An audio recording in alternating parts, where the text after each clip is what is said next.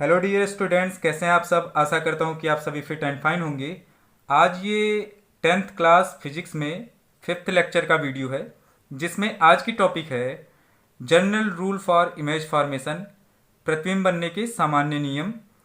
तो ये अगर नियम आप समझते हैं तो ये चाहे दर्पण के लिए हम बात करें यही होगा, लेंस के लिए बात करेंगे तो भी यही होगा। हालांकि आपको मेन रूप से दर्पण के लिए यहाँ पे समझना है, तो हमने दर्पण के लिए ही सारे डायग्राम बना कर रखे हैं।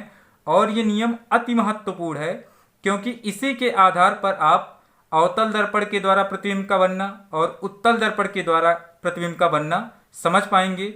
और बोर्ड एग्जाम में कम से कम एक क्वेश्चन तो इस पे आधारित होता ही है, इसलिए ये अति महत्वपूर्ण नियम है। और दूसरी सबसे बड़ी बात यह है कि जब आप अपने अगली कक्षाओं की पढ़ाई करेंगे, अर्थात कक्षा 12 में पहुंचेंगे और फिजिक्स सब्जेक्ट होगा, तो उसमें भी ये नियम आपको एक बार और देखने को मिलेगा। इसलिए इस नियम को आप बहुत ध्यान से समझें। तो चलिए स्टार्ट करते हैं कि ये नियम क्या है। तो प्रतिबिंब बनने के सामान्य रूप से 3 नियम हैं। कितने नियम हैं? 3। इसमें से पहला नियम यह है कि दर्पण के मुख्य अक्ष के समांतर आने वाली किरण परावर्तन के पश्चात मुख्य फोकस से होकर जाती है। कहने का मतलब ये हुआ कि अगर कोई प्रकाश की किरण दर्पण के मुख्य अक्ष, ये आपका दर्पण का मुख्य अक्ष है, दर्पण के मुख्य अक्ष के समांतर आती है, तो दर्पण से जब उसका परावर्तन हो जाता है तो वो फोकस से होकर चली जाती है। चाहे वो हमारा दर्पण अवतल दर्पण हुआ चाहे उत्तल दर्पण हुआ। तो अभी दोनों डायग्राम को हम स्टेप बाय स्टेप समझाते हैं। पहले आप इस स्टेटमेंट के अकॉर्डिंग ये जो डायग्राम बना है इसको समझ लीजिए। क्या है कि अगर कोई प्रकाश की किरण मुख्य अक्ष के समांतर आएगी तो दर्पण से परावर्तन के पश्चात कहाँ से जाएगी? फोकस से होकर चली जाएगी। ये देखिए, मुख्य अक्ष के समांतर प्रकाश की किरणें आ रही हैं, दर्पण से परावर्तन के पश्चात कहाँ से होकर जा रही है? फोकस से होकर चली जा रही है। तो ये तो रही अवतल दर्पण की बात। उत्तल दर्पण में समझते हैं। उत्तल दर्पण पर भी मुख्य अक्ष के समांतर ये प्रकाश की किरण आ रही है, लेकिन जब यहाँ पे टकरा रही है तो इसका परावर्तन हो रहा है, ऐसे जा रही है। बट इधर जाएगी तो आप समझ नहीं पाएंगे कि ये कहाँ पे जाएगी और किस पॉइंट पे मुख्य अक्ष के मिल रही है। तो इसको पीछे की तरफ बढ़ाया गया, तो ये मुख्य अक्ष को जिस बिंदु पे काटेगा वही फोकस हो गया। तो आपको ऐसा ये प्रतीत होगा कि ये वाली जो किरण है पूरी फोकस से होकर आ रही है। तो नियम तो वही है और डायग्राम भी वही है, बस इसमें बैकवर्ड एक्सटेंड किया गया है। क्या है कि अगर कोई प्रकाश की किरण कहाँ से आ रही है? वस्तु से आ रही है और मुख्य अक्ष के समांतर आ रही है, तो दर्पण से जब उसका परावर्तन होगा तो वो फोकस से होकर जाएगी। यही आपका पहला नियम है। यानी कि दर्पण के मुख्य अक्ष के समांतर जो प्रकाश की किरणें आती हैं, दर्पण से जब उनका परावर्तन हो जाता है तो वो मुख्य अक्ष के फोकस वाले बिंदु से होकर गुजरेगी, अर्थात दर्पण के फोकस से होकर जाएगी। तो ये आपका पहला नियम है। चलिए अब दूसरे नियम की ओर चलते हैं और उस पर चर्चा करते हैं। ये आपके दूसरे नियम का स्टेटमेंट है। क्या है ये? मुख्य फोकस से होकर गुजरने वाली प्रकाश की किरण परावर्तन के पश्चात मुख्य अक्ष के समांतर होकर जाती है। तो इस स्टेटमेंट को डायग्राम के जरिए समझते हैं। अगर कोई प्रकाश की किरण कहाँ से आ रही है? मुख्य फोकस से होकर आ रही है और दर्पण पर आपतित हो रही है, तो दर्पण से जब उसका परावर्तन होगा तो वो मुख्य अक्ष के समांतर हो जाएगी। ये देखिए, प्रकाश की किरण आ रही है, कहाँ से होकर आ रही है? ये फोकस से होकर आ रही है और तब दर्पण पे आकर ये आपतित हो रही है। तो दर्पण के इस बिंदु से जब इसका परावर्तन होगा तो ये मुख्य अक्ष के समांतर हो जाएगी। यही डायग्राम यहाँ भी है। ये उत्तल दर्पण के लिए है। ये प्रकाश की किरण है। ऐसा आपको बनाना है इसे कि आपको ये दिखाना है इसमें कि ये लगे कि प्रकाश की किरण कहाँ से आ रही है? फोकस से होकर आ रही है। लेकिन आप यहाँ पे उत्तल दर्पण के लिए ऐसा जब बनाएंगे तो यहाँ तक की लाइन तो आपकी सीधी रहेगी, बस इसके बाद की लाइन ये डैश डैश की हो जाएगी, मतलब डॉटेड लाइन। आपको ये प्रतीत कराना है इस डायग्राम में कि ये फोकस पर ही जाकर मिल रही है। तो जब इस पॉइंट पे ये हिट करेगी तो यहीं से ये परावर्तित हो जाएगी और परावर्तन इसका जो होगा वो मुख्य अक्ष के समांतर हो जाएगा। यानी कि मुख्य अक्ष से इस वाली किरण की दूरी हर जगह बराबर होगी। तो ये आपका दूसरा नियम है। दूसरा नियम क्या है कि अगर कोई प्रकाश की किरण दर्पण के फोकस से होकर आती है तो दर्पण से परावर्तन के पश्चात वह मुख्य अक्ष के समांतर हो जाती है, चाहे वो दर्पण हमारा अवतल हुआ चाहे उत्तल हुआ।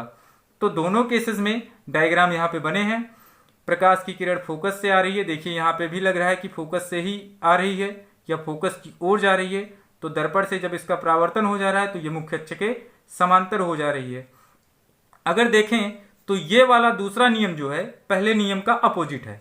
पहला नियम क्या था कि अगर कोई प्रकाश की किरण मुख्य अक्ष के समांतर आती है तो फोकस से आती है। इसका क्या है कि फोकस से आएगी तो समांतर जाएगी। आप इसको आप रिवर्स में याद रख सकते हैं कि ये पहले का उल्टा है।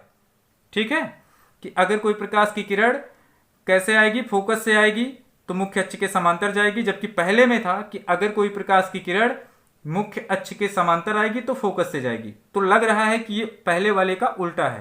तो इस तरह से आप पहले वाले को याद रखें, दूसरा उसका अपोजिट है, आप ऐसा याद रख सकते हैं। तो आई होप ये दोनों नियम आपको पूरी तरह से समझ में आ गए होंगे। चलिए अब तीसरे नियम की ओर चलते हैं। तीसरा नियम क्या है, पहले इसका स्टेटमेंट समझते हैं।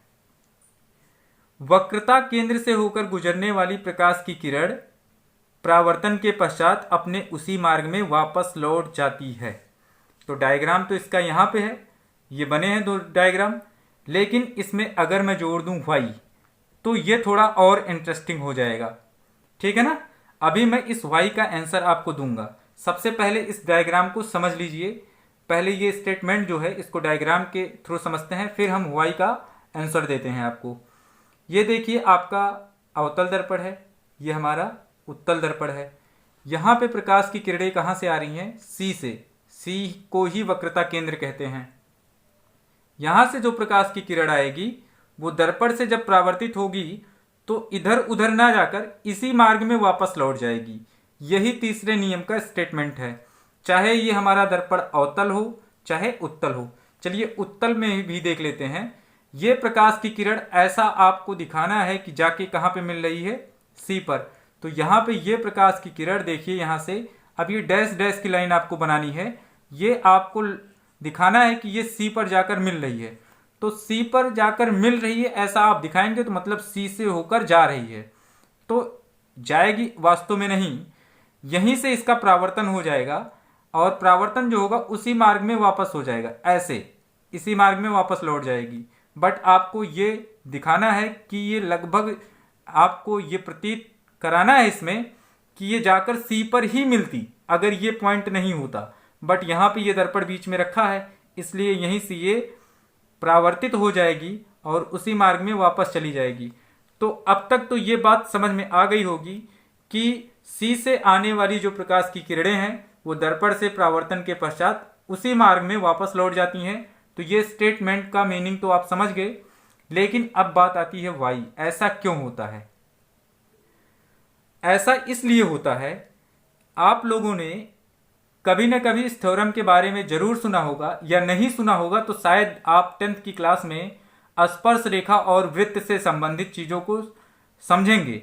इसमें क्या होता है कि C से P तक की दूरी क्या है, ये R है। क्या है, R, रेडियस ऑफ कर्वेचर, यानी कि वक्रता त्रिज्या इसे कहते हैं। तो ये वक्रता त्रिज्या हो गई। अगर हम P पर कोई स्पर्श रेखा खींचें, ये इस तरह से कोई एक स्पर्श रेखा खींच दी जाए तो ये त्रिज्या क्या होगी, स्पर्श रेखा पर लंब होगी। क्या होगी, लंब होगी। और यहां C से इस वाले बिंदु तक की दूरी भी क्या होगी, R होगी। तो ये भी हो गई त्रिज्या। और यहां पे अगर हम कोई स्पर्श रेखा खींचें तो ये भी हमारा लंब हो जाएगा। और यहां पे क्या है कि अपवर्तन के नियम में यह था कि आपतन कोण का मान परावर्तन कोण के मान के बराबर होता है। तो यहां पे अगर हम इस C और इस पॉइंट को हम यम मान लेते हैं, CM को अभिलंब माने। क्या माने, अभिलंब। अभिलंब तो एक्चुअल में क्या होगा कि प्रकाश की किरण अभिलंब पर ही आपतित हो रही है, तो वो अभिलंब को ही अनुसरित करते हुए वापस लौट जाएगी। मतलब आपतन कोण इसमें I बराबर 0 है। अपवर्तन कोण या परावर्तन कोण, आप अपवर्तन अभी नहीं पढ़े हैं तो परावर्तन कोण का मान भी क्या होगा, 0 अंश। ये परावर्तन का द्वितीय नियम था, आपतन कोण का मान परावर्तन कोण के मान के बराबर होता है। ऐसा इसीलिए होता है कि अगर कोई प्रकाश की किरण C से होकर आ रही है तो उसका आपतन कोण क्या माना जाता है, जीरो अंश, इसलिए उसका अपवर्तन कोण भी जीरो से बड़ा नहीं होता है, जीरो से छोटा भी नहीं होता है, जीरो पर ही होता है। इसीलिए वो किरण वापस अपने मार्ग में लौट जाती है, यानी कि सी से ही होकर चली जाती है। तो ये इसका एक्चुअल रीजन है। आई होप बात आप समझ गए होंगे। चलिए हम एक और नियम बताते हैं। हालांकि वो कोई नियम नहीं है, बट उसे किसी किसी बुक में कंसीडर कराया जाता है, बट वो कोई नियम नहीं है। वो परावर्तन का द्वितीय नियम अगर आपको पता है तो वही नियम है। तो चलिए चलते हैं उसकी तरफ, जिसे हम फोर्थ लॉ कह सकते हैं, फोर्थ रूल कह सकते हैं। तो चलिए देखते हैं कि फोर्थ रूल क्या कहता है इमेज फॉर्मेशन के लिए। तो ये फोर्थ है, जिसमें स्टेटमेंट दिया गया है कि दर्पण के ध्रुव P पर आपतित होने वाली प्रकाश की किरण मुख्य अक्ष से जिस कोण पर आपतित होती है वह दर्पण के ध्रुव P से मुख्य अक्ष से उतने के कोण पर ही परावर्तित हो जाती है। मतलब आपको हम सीधा सीधा समझाते हैं डायग्राम की मदद से कि अगर कोई प्रकाश की किरण कहीं से आ रही है और दर्पण के ध्रुव पर आपतित हो रही है, जिसका मुख्य अक्ष के साथ कोई कोण बन रहा है, सपोज आई, तो इस वाले बिंदु से जब इसका परावर्तन होगा ये, तो ये हमने बना दिया मुख्य अक्ष के साथ इसका परावर्तन कोण आर। ठीक है ना। तो इस केस में क्या होगा कि जितने के कोण पे ये आपतित हुई है मुख्य अक्ष से, उतने के कोण पर ही ये मुख्य अक्ष से परावर्तित भी होगी। ये ऐसा एक स्टेटमेंट है। बट मैं अगर जहां तक आपको बताऊं, ये अगर आप ध्यान दीजिए तो ये क्या है, परावर्तन का द्वितीय नियम है। अभी हमने बताया कि जो त्रिज्या है वो अगर यहां पे स्पर्श रेखा खींची जाए तो यहां पे क्या होगी, P पर अगर हम एक स्पर्श रेखा खींचें तो CP क्या होगा, इसको हम यमयन नाम दे देते हैं। यमयन क्या है, एक स्पर्श रेखा है। यमयन क्या है, स्पर्श रेखा है। और CP क्या है, यह है त्रिज्या। तो CP क्या है, परपेंडिकुलर है किस पे, MN पर। तो ये हो गया आपका क्या, अभिलंब। क्या हो गया ये, अभिलंब। CP क्या हो गया, अभिलंब।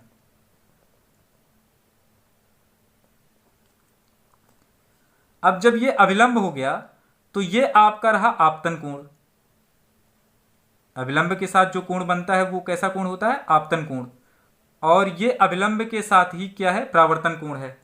तो अगर ये जितने के कोण पर ही आपतित हो रही है उतने के कोण पर ही अगर ये परावर्तित हो जाए तो ये क्या हुआ, परावर्तन का द्वितीय नियम हुआ। मतलब यहां पे I बराबर R हुआ। अर्थात ये कि अगर कोई प्रकाश की किरण दर्पण के ध्रुव पर आपतित होती है तो वो जितने अंश के कोण पर आपतित हुई होती है उतने अंश के कोण पर ध्रुव से परावर्तित भी हो जाती है। ये वास्तव में क्या है, परावर्तन का द्वितीय नियम है। तो दर्पण के ध्रुव पर मुख्य अक्ष से अगर कोई प्रकाश की किरण जितने अंश के कोण पर आपतित होती है, ध्रुव से उतने अंश के कोण पर ही वह परावर्तित भी होती है। मतलब ये कि इसमें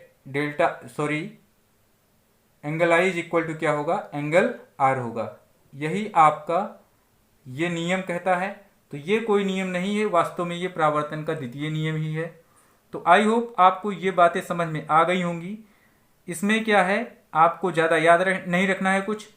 दर्पण के ध्रुव पर अगर कोई प्रकाश की किरण जितने अंश के कोण पर आपतित होगी उतने अंश के कोण पर ही उसका परावर्तन भी होगा। यही इतना आपको याद रखना है। बट ये कोई नियम नहीं है। मैं अब भी कह रहा हूं कि ये परावर्तन का द्वितीय नियम है, बट कुछ बुक में इसको मेंशन किया गया है।